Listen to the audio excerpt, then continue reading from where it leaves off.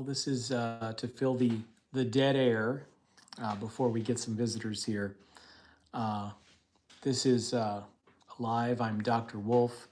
I'm a forensic pathologist, medical examiner, and this is just kind of a spontaneous live that I'm going to do, which is just a quick ask me anything, uh, kind of like I have free time for the next, you know, half hour or something like that. Where we'll just do that sort of thing. It could be there's really no scheduled topic, and we'll see what happens.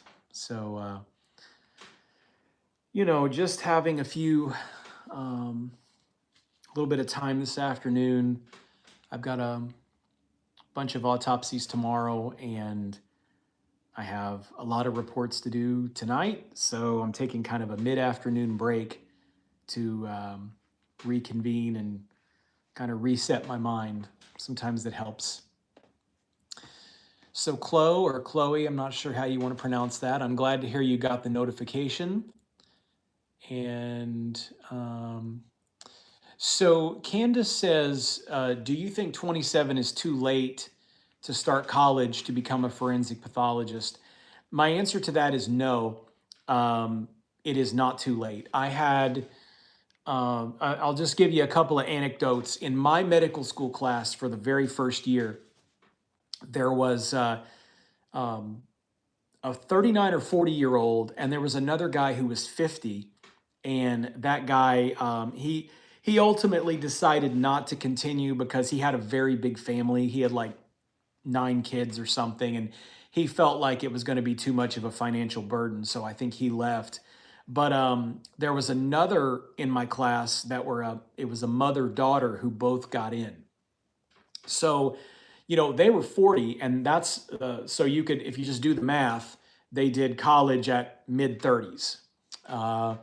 So no, I would say not. I started medical school at age 25. So most people start at 22, but I did some research after I went to college. I did go to college right after high school. But no, I think 27 is young. I mean, you're still a spring chicken as far as I'm concerned. Okay, let's see. Debbie says any particular topic, and the answer is no, not really. I just had a little free time, and I thought I'll just do a spontaneous live. And I know that's kind of annoying. There will be people who comment on this video and say, I missed it again. And that's because I don't have a schedule yet for this. I am going to hopefully have them scheduled so it's easier for people to come in, who really want to listen and interact. But right now, I've been very busy this week, and I've got so much stuff going on, but I decided to just try kind of throw one out here. So what are we procrastinating today? So yesterday, I had a lot of autopsies, and I'm off today, and then tomorrow I have a lot of autopsies. So I have reports, and I have court cases to prepare for and stuff like that. So that's what I'm procrastinating today. My pathologist uncle started all the computer forensic pathology stuff. How much time is spent on computers as a pathologist? Do you mean, I guess I don't understand your question. Are you saying he's a forensic computer analysis person, or are you saying how much paperwork do I do, computer work, which we call paperwork, but there's not much paper, as a forensic pathologist? Because if you're talking about digital forensics, yeah, I would say, that's not something I do as a pathologist, but in terms of like how much am I on the computer writing reports, it's significant. I mean, I'd probably say I'm on a minimum of 10 hours a week, which is not a lot for some people who have office jobs and they're out there, 50 hours a week. But for me, 10 to 12 hours a week of reports minimum. And then that doesn't even include like returning emails or returning, text messages from lawyers and things like that. So, Duty Ron, thank you.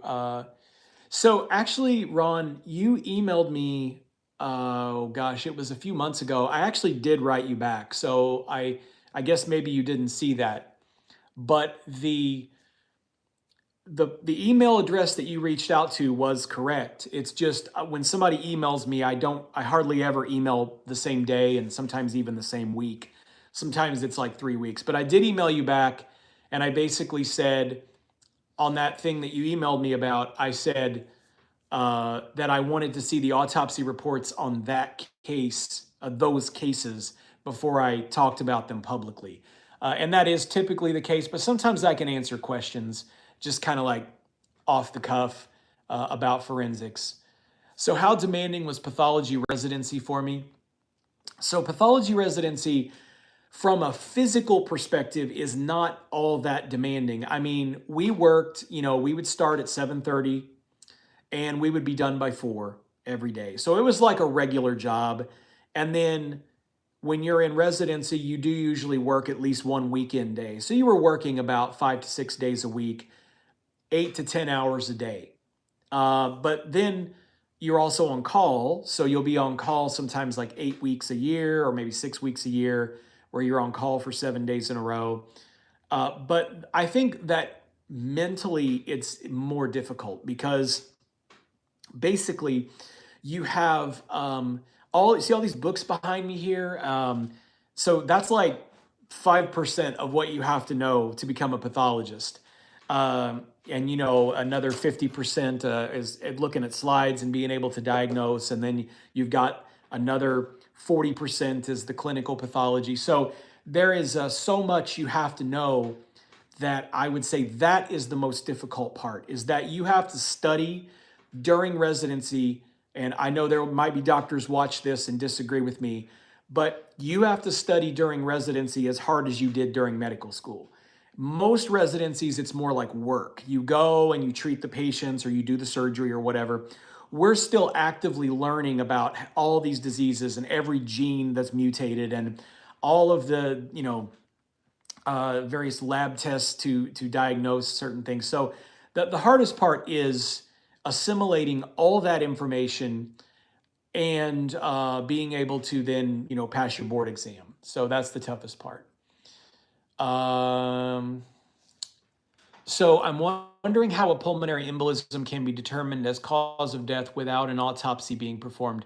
Would it be from medical records? So to definitively diagnose it, you have to do an autopsy. But if it is in the medical record, you could sign it out that way. So let me give you an example. Let's say you have a 40-year-old female. She's taken a transatlantic flight from, let's say, Spain to Indiana or something like that. A day after she arrived, she developed shortness of breath. She goes to the ER, and shortly after arriving at the ER, she is found to be hypoxic, which means low oxygen. She's tachycardic. She has a little bit of chest pain, and she has a lot of shortness of breath where she can barely catch her breath. Even without testing in the medical record, like a CT scan, you could sign that out as a probable pulmonary embolism without an autopsy. So that is one. And the other is very obvious. If she has like a chest CT angiogram type thing, then you can physically see and document a pulmonary embolism. Then that's obviously, you can do that without an autopsy. But if you just have somebody who's, let's say, dead in their house, there is no way that you can diagnose that without an autopsy. Not possible. Interesting points on, are you saying traumatic brain injury? Is that what you're saying there? If you're talking about pathologically, usually I will have some history of that prior to an autopsy. They'll say that the person was in a motorcycle accident, car accident, repeated trauma to the head from being a boxer or a football player. And we kind of suspect already what we might see. We open the skull, take the brain out, and we will see, usually what I will see in that case are what are like healed contusions, okay? So what does that look like? A healed contusion of the brain. Now the brain has that kind of light, tan, creamy color on the surface. Well, a healed contusion of course, breakage of blood vessels, you're going to have some blood in there. And then what happens is over time, that red blood breaks down and it looks brown, just like it would if you were to get punched in the arm. And then the bruise goes from bluish to purplish to greenish to yellow to brown. Well, it's the same thing in the brain, except that a bruise on your arm will go away. You won't actually see it on the surface of the skin. But in the brain, it doesn't go away. That pigment collects underneath the arachnoid, which is the thin layer on top of the cerebral hemispheres. And you can see it. So you can see multiple sites of traumatic injury, and you can kind of guess about what kind of impact they took to get that. All right, let's see what else we got here. Any other questions on these various things? Pathology residency or forensic pathology training, other diseases. I'm open to any questions. What are the differences you have found, Chloe says. Again, Chloe or Chloe, just let me know how you want me to pronounce that. Between working in the hospital as an ME and working privately. So let me think about how to approach that. I have always only worked privately. I started my own business actually before I was a board certified forensic pathologist. So it's Chloe. Okay, good. I like that name. So first of all, I don't know what it's like to be a hospital employed pathologist that is specifically doing autopsies. Now, I was a hospital employed autopsies. I was doing surgical path, this type of stuff. Okay. And you can see the microscope sitting right here next to me. That's most of what I was doing. But, so what's the difference is that when you are a hospital pathologist, I mean, your job is to churn out work. I mean, you are just like any other doctor where your work generates revenue. So you have to think more about that kind of thing. Whereas as an autopsy pathologist, hospitals don't really pay for those anymore. They quote unquote eat the cost, which means when a family asks for an autopsy at a hospital, nobody gets paid for that. That's a service. That's like a private public service. Now, I personally am now a private pathologist, so I bill for every case. So that's the big difference is that if you're a hospital pathologist doing autopsies, you're spending hours on that case and you're getting paid nothing. And then I am a private pathologist now, so I bill for every case. The other thing is, as a hospital pathologist, you won't be doing criminal cases. You'll be doing medical cases. So let's say, like the case I said where the lady comes into the ER, that might be a case that a hospital pathologist does. But also, a lot of the stuff I see in my hospital, because I actually still do cover hospitals, is that, well, basically, sorry, I was reading this thing here. With these hospital cases, they are often post-procedural. Sorry, I had a bunch of notifications come up. I try to do two things at once, which means like somebody comes in for a cardiac surgery or somebody comes in for a gallbladder or something like that, and they die, that they call me to do it. It's actually quite good for the hospital because I am not affiliated as an employee. I am a private practice person, so I am giving an unbiased opinion. Whereas a pathologist that works there could be perceived as giving a biased opinion because they are employed by the hospital. So that's what I would say. So let's see here. Let's scroll. If you had a case where there was four victims stabbed to death, would you be able to determine if the same knife was used on all four from the exam? Actually, I would say this to that question. Most likely. Knife wounds are very, they can be a little tricky. But there are characteristics of a knife wound that can give you clues about the knife that was used, okay?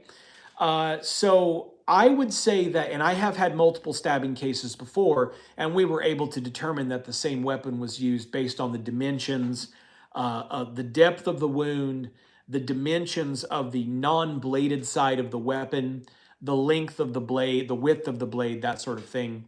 So I would say that it could be difficult, but it's certainly not impossible.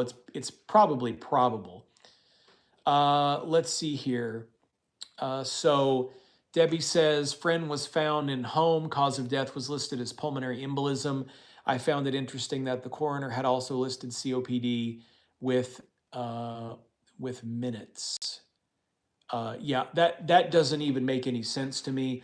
First of all, pulmonary embolism. Some people will see. Here's what they'll see. They'll go in and they find the body and they see that the head is purple and the neck is purple, and they attribute that to sudden blockage of the pulmonary circulation. But the fact is, you can get that same appearance with a heart attack. So, I don't really buy that. And COPD with minutes doesn't, excuse me, that does not make any sense. It must be a typo. Is there a difference either visibly or under a microscope between the brain tissue from a weed smoker or non-weed smoker? So no, not really, because when a person smokes, um, the organs that we're looking at to be affected are the lungs, the brain, and people often ask me, do you see changes with the brain with mental illness or with substance abuse? And the answer is no. You can see some changes with alcoholism and things like that, but with other substances, not so much. The idea is functionality. Is the function changed of the brain, or is the structure changed? Well, it's function, okay? And function is seen with functional MRI in the living, not in those who are dead. So I would say that no, I don't know about that. Are all your autopsies done for police cases? So if you take an entire list of all my cases, how many are legal, how many are criminal? So that would be about 20% of my cases. The rest of them are what we call sudden unexpected death. So car accidents or suicides or natural deaths where there's no obvious cause, but about 20% will involve police. All right. Chloe says, what were your favorite and least favorite aspects of fellowship? Well, my favorite was getting to do something different every day. I mean, every day I went to work, I would get to see something that I had never seen before. But what's my least favorite is that because you are the low person on the totem pole, you get the worst cases. The cases that are intensely complex, that take a long time, to write up, that are gruesome, cases that are, you've got a body that's decomposing in water, the fellow is going to get that case. Now, the silver lining to that cloud is you get really good at forensic pathology when you show up every day and you do the most difficult case that's available. So I'm good at what I do because my fellowship was so difficult. So I guess that's what I would say to that. Yep, duty Ron, that would be great. Obviously, I'll try to help you out, and any additional subscribers I can get here is good because I'm kind of moving away from TikTok. That's where I'm kind of like TikTok famous or whatever. I mean, I have 850,000 followers over there, but I don't really like the way that site runs too much. I mean, I have 850,000 followers, and some days I'll put up a video and 1,000 people see it. So that's not really good for what I'm trying to do. But I'm trying to get a lot of my viewership here at YouTube. So that's why I'm doing these lives every 2 days, every 3 days. So yeah, my goal here is actually 100,000 subscribers. If I get more than that, it'll be wonderful. But if I don't get more than that, I'm cool. But right now I'm sitting at just shy of 10,000. I neglected this page for a long time. TikTok is easy because you can just, you know, I mean, I can grab my phone and film and edit a video in under 5 minutes. And it's really preferable to me because I don't have a lot of free time. But when it comes down to it, I think the longevity of the message here would be better than it would be at TikTok. Plus, the government might be banning TikTok soon. So I definitely need to get as many of my followers over here as I can. Candace says, did you ever get burnt out or discouraged during medical school or residency? Yeah, I would say, but not as bad as some people. I mean, some people are ready to quit after the first year. So let's just go year by year. First year, you study, that's all you do.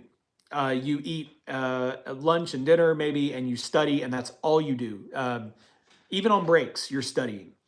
But it's exciting because, it's kind of like, you see Harry Potter and they go to Hogwarts and there's all these like wizards and stuff. I mean, that's how it feels, because everybody's there to become a doctor. So I actually found it fun in that sense. Second year is the same. It's really a lot of studying, but the complexity of second year is that you have to start studying for your board exam, and that determines a lot about your future. So the pressure is increased. I did not feel burned out during second year or studying for those boards. But then you go to third year and it's a different thing altogether. You're not studying as much, but you're working. You're actually like a little bit like an intern, but not with as much responsibility. And that's where the burnout starts, because as that third year medical student, you are sometimes like hazed for better, uh, uh, for lack of a better term. They give you all of the worst cases. They expect you to be there, 4 or 5 in the morning. You can't leave. You don't feel comfortable to ask about going to the bathroom, stuff like that. So third year really starts to break you down. And I remember there was a time, third year was really fun to start with because you get a whole new group of students that you were with on your rotations. You're starting to do procedures yourself under supervision, of course.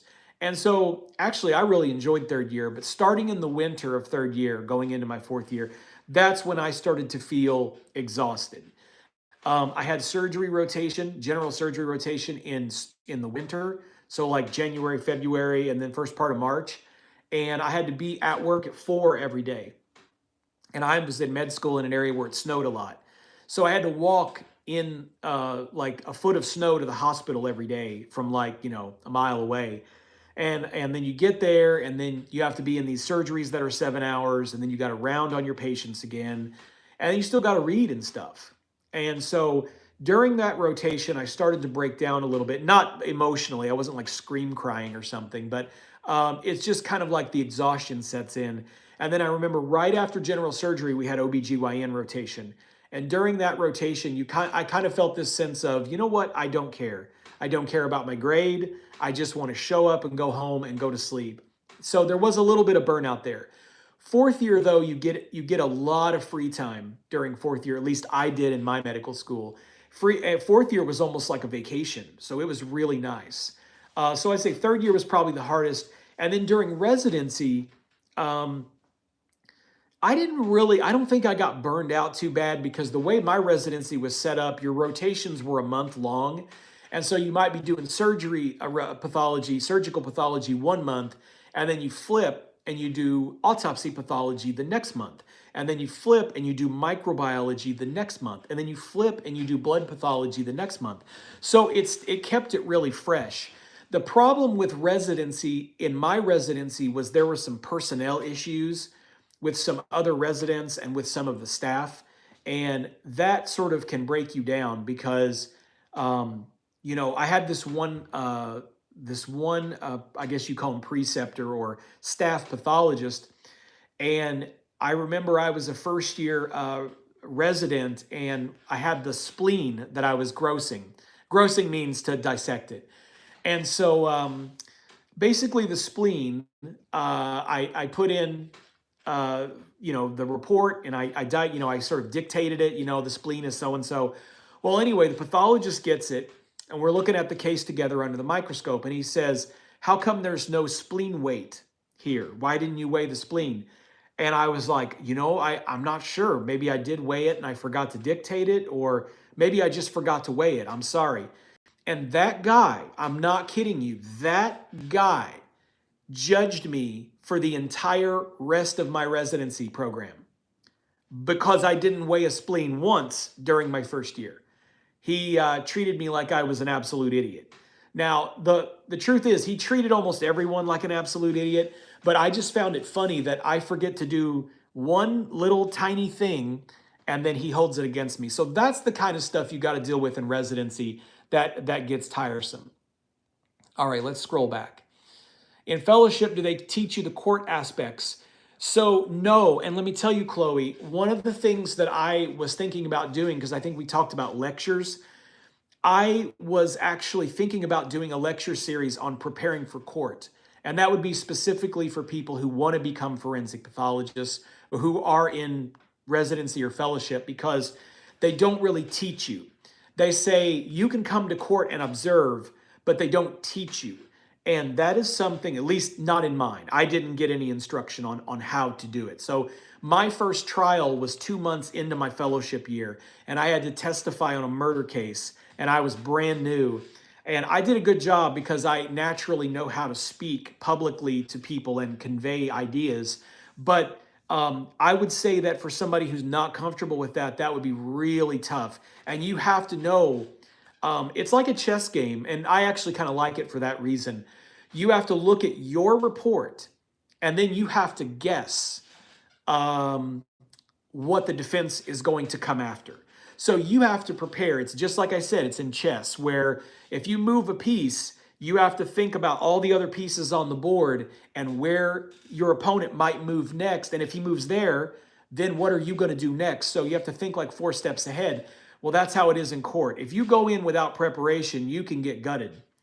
And I always go into court hyper prepared.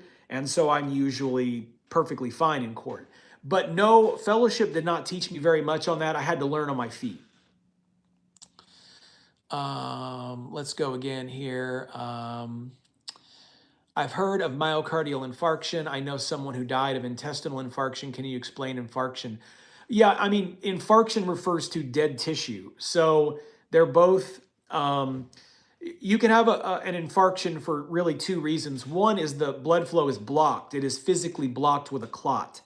So you can get that with a pulmonary infarction. You can have a myocardial infarction from a blockage of the coronary artery. And then likely an intestinal infarction is the same way. You've got the celiac artery, the superior mesenteric artery, and the inferior mesenteric artery. And if any of those become clotted off, then you have an intestinal infarction. Likewise, or I mean, on the flip side, you can have no clot, but decreased blood flow. So one example would be in the heart, a coronary artery spasm. And that means you've got the coronary arteries like a tube and then it squeezes down, and it's not a physical blockage of like a clot, but the artery shrinks down and the blood can't get through. And in the case of intestinal infarction, if you have decreased blood flow because of low blood pressure, like septic shock or something, that can also cause an infarction. So it just means the tissue dies. Do I like going to court to testify, or is it just part of the job? So I'll answer that this way. I do like to go to court to testify, or I did like it very much. But now it is, to me, it adds on a lot of time for me, time I don't have a lot of. So if I have a trial, I have to prepare for that trial. I have to read through all the autopsy reports, memorize them because you cannot bring them onto the stand. So I have to memorize my autopsy report. I have to look at all the photos. I have to meet with the lawyers. They have to sometimes depose me. So I'll have a deposition. So any one given court case eats up 15 hours of my time, just baseline. And that doesn't even include the driving. So if I have to drive 4 hours to a case, then you've blown a whole day, you've blown 2 days, whatever. So unfortunately, I prefer to do autopsies, and I am good at court, and I used to really like to go to court, but now when I get a call for a court case, I sort of get a little bit irritated by that. But that is part of the job. So glad you've chosen this platform. Yeah, so TikTok is one of those things where, let me just explain my experience there. I was encouraged to go there by a family member who said, "Oh, I think you would like doing videos on there." So I get on there and I make like two or three videos. I make a video of pulmonary edema. I make a video of I think a gallstone or something, and I make a video of I think I was opening the pericardium or something. And I had 100,000 followers in like a month, if that. It may have been half a month. And I thought, my gosh, I work really hard at Instagram, and at Instagram, I only have 49,000 followers. And I thought, well, this is really easy. So then I had my first video go viral about 2 months after I joined there. And I mean, like super viral to the point that I had to turn off comments and notifications. I got 300,000 followers from just one video. And anyway, I'm up to 850 now, and it's easy to get followers, in my opinion. But the problem is they put the clamps on my account, and I don't know if I'm not like, the type of person they want on there, young and beautiful, or whatever you want to say, or extremely controversial, saying, very off color, racist, or whatever type things. Those are the people that now have 2 million views, 2 million followers. But they put the clamps on me, and I can't hardly get anybody to watch my videos now. So that's why I'm like, TikTok's kind of a joke, and I'm going to go to YouTube because YouTube it's always been here, and it's reliable. So Chloe says, how long does the paperwork aspect take? So I'm going to tell you that the paperwork is 3 times as much as the autopsy.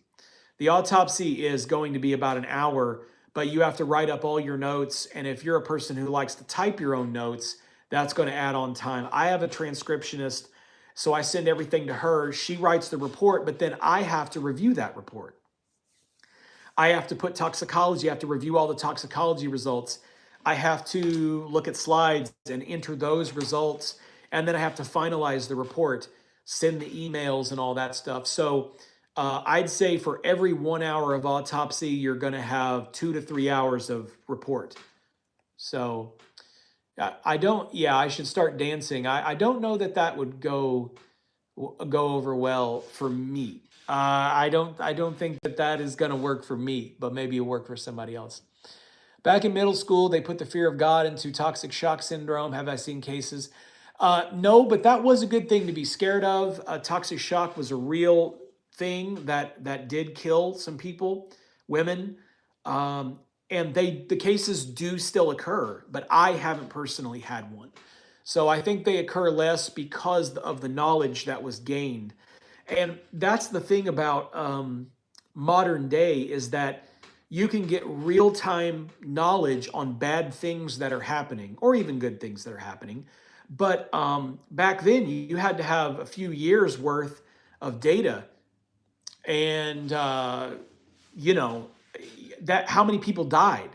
So the one thing I do like about modern day is that I can communicate with people quickly and say, this is what I'm seeing. Please stop doing this.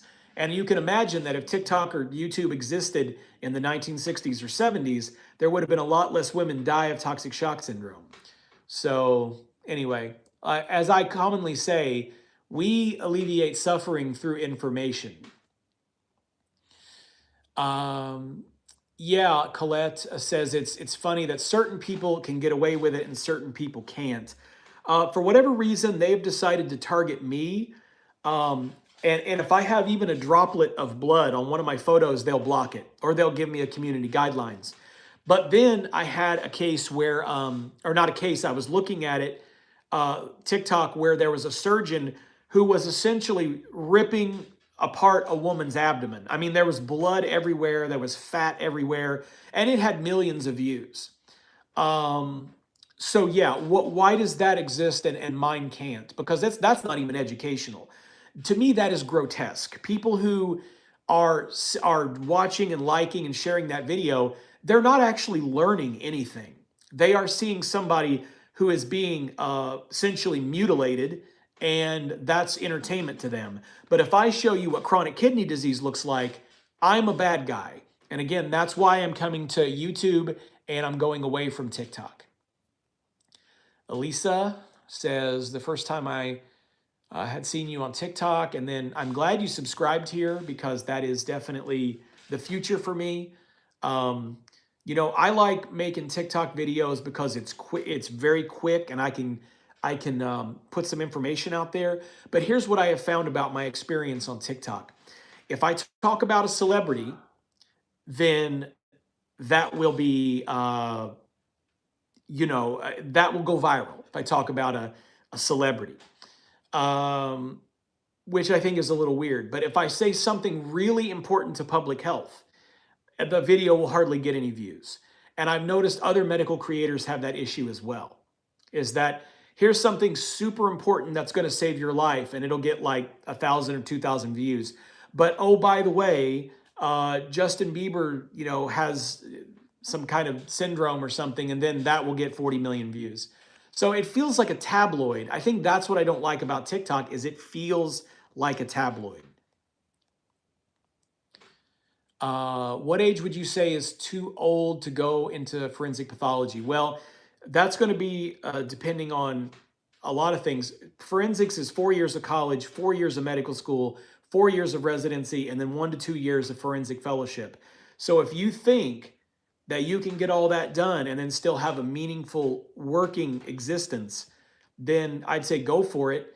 There are forensic pathologists over 80 who are still working. So if you were to get done by 50, you could still have a 30-year career. So I would say that, I think once you hit 40 and you're going over 40, you are pushing it a little bit. But if you're under 40, you could pull it off and still have a meaningful career. I didn't really end up naming the skeleton. I just sort of put that video out there and then it just kind of got lost.